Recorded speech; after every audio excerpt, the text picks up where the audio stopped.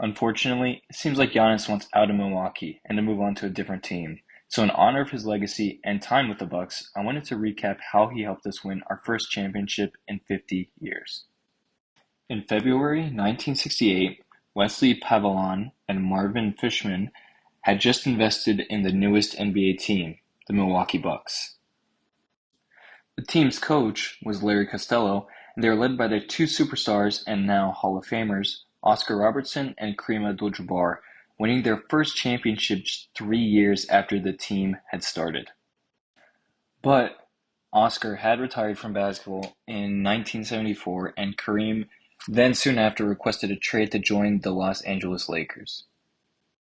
While the team had a great start, winning a championship within 2 to 3 years after it started, and also having one of the best players of all time in Kareem, the years after were kind of boring and often didn't matter until around the 2000s. A few notable names such as Ray Allen and Andrew Bogut kept the team about the middle of the league, usually bowing out of the playoffs early if they made it at all. Then, in 2014, the Bucks went 15-67, a 183 winning percentage. This is by far the worst season in Bucks history. At the time, the team was being led by a rookie Giannis Antetokounmpo and a sophomore Chris Middleton and their coach Larry Drew.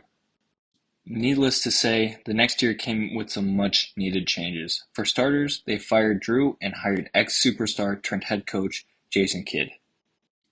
This was a crucial move because he really brought the development culture for Giannis to help him level up his game and to eventually reach his full potential. And he had also helped Chris find his place alongside Giannis as the Robin to his Batman, which would eventually serve them well in the future. Later, the Bucks ended up picking some notable names up, such as Malcolm Brogdon and Mikal Beasley, which helped bring some new life to the team and boost their record to 42-40 in the 16-17 season. But just the season after, the Bucks had decided to part ways with one of the most influential pieces in Giannis' development, and therefore the whole team's development, Jason Kidd. Soon after, the Bucks had improved their depth, picking up Brook Lopez, a good defensive anchor at center, Dante DiVincenzo, a good 3-and-D player, and Pat Connaughton, who is a good shooting guard. In addition to these changes, the Bucks had hired their brand new head coach, Mike Budenholzer, and after all these changes, Giannis had won his MVP for the season. The following season, the Bucks had picked up Giannis' brother, Thanasis, which may seem insignificant, but it's often quoted that Giannis feels and plays better with his brother near him.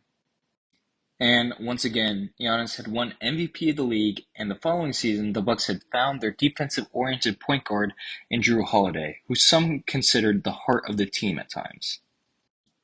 And of course, another notable pickup was Bobby Portis, who is often a fan favorite and also the heart and soul of the team. Finally, in the 2021 season, everything changed for this Bucks team. This whole playoff run was filled with amazing and unforgettable moments. In the first round, we faced the Miami Heat, but we quickly take care of business by sweeping them out of the playoffs. Then, we faced one of the best teams in recent memory, the Brooklyn Nets. Now, this wasn't just any Brooklyn Nets team. This team had Kevin Durant in his prime, one of the greatest scorers ever. Also, James Harden, one of the best scorers as well, with great handling, ball movement, and foul calls. And on top of those two, they had Kyrie Irving, one of the, if not the greatest ball handler of all time, and is one of the best second options in the league. But the Bucks went the distance with this Nets team, all the way to 7 games. And in the 7th game, the Nets were down by 2, and the Bucks were trying to do anything they could to maintain this lead. But Kevin Durant had the ball, shoots the 3, and it goes in. All right, the Nets looking to inbound. Jeff Green gets it into Durant. Here is Durant moving on Tucker. He turns, he shoots. Yes! With 1 second remaining. 1 second left. Durant hits a 3. And Milwaukee has 1 timeout. They call for the timeout. What an incredible shot by Kevin Durant. For review, it's really on the floor with a correctly judged two-point field goal. We're reviewing for a 2-3. Instant replay has confirmed the on-floor decision is a two-point field goal. Gathers his feet. The question is, was his toe on the line? And it looks like from that angle, it was on the line. Still a beautiful. But by the greatest stroke of luck, his toe was barely on the line, meaning the shot sent the game to overtime instead of winning the series, which the Bucks eventually won. Most people agree that if KD had smaller feet that day, the Nets would be hoisting that trophy instead of us. But after that Nets series, we went up against Trae Young and his Atlanta Hawks, which ended up being pretty easy, taking care of them in 6 games to make our way to the NBA Finals. Finally, we make our way to the NBA Finals, where we faced the Phoenix Suns. This team was headlined by their big four at the time, the future Hall of Famer Chris Paul, also known as the point guard, the superstar shooting guard Devin Booker, their center at the time, DeAndre Ayton, and their small forward, Mikal Bridges. The Suns had taken the first 2 games, which was a little frightening because it isn't super common that a team comes back from 2-0 in the finals. But there was a few key moments that redefined the series. Now Booker with Tucker on him. Throws it up for Ayton. Shot blocked by Antetokounmpo. What a block from Giannis. A good job by Middleton. Settle down, get right back into that action. Sensational block shot. This is one of the great recovery plays you'll ever see. The lob, Booker to Ayton. We've seen it many times, and that reaction and block is special. Multiple effort on the play. Stops the penetration of Booker. Doesn't give up. Turns, elevates, blocks the layup attempt. That's big time by Giannis. What a series here in this 2021 NBA Finals. Here in Game 4, the Bucks win it 109. The first of which was the block. While to the layman this may seem insignificant or even forgotten, this play was an athletic masterpiece, a high IQ play, and a turning point in the series all in one. Devin Booker was curling off his man and beat him to the paint, but Giannis was trailing behind him, as you could see. There were 2 possibilities. Either Booker could go himself for the finish, or he could alley-oop it to DeAndre Ayton. Both were equally possible. To almost every other player, they had to make a choice for who they should guard. Yet, Giannis was able to defend both plays perfectly, leading to one of the clutchest blocks right after LeBron's signature block.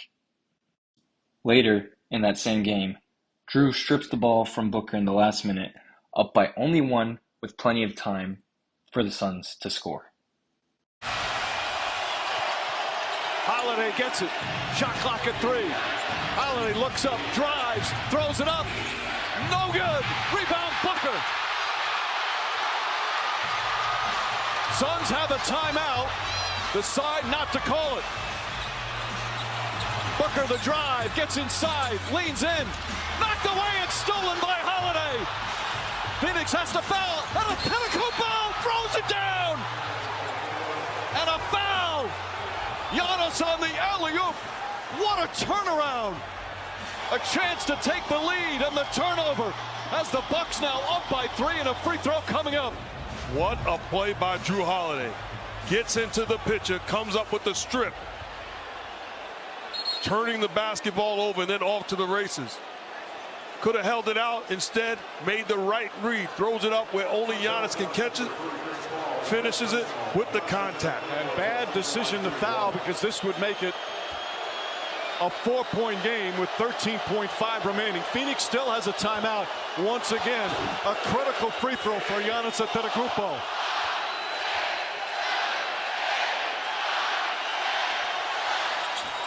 Missed it. Fight for the rebound. Tipped and taken by Middleton. And they have to foul Middleton with 9.8 remaining. They couldn't secure the defensive rebound. This was the icing on the cake for the momentum shift of the series. On top of all that, Giannis had a 50-piece, a career high, and secured the series for the Bucks, leading to their first title in 50 years and completing his and the Bucks' redemption arc from zero to hero.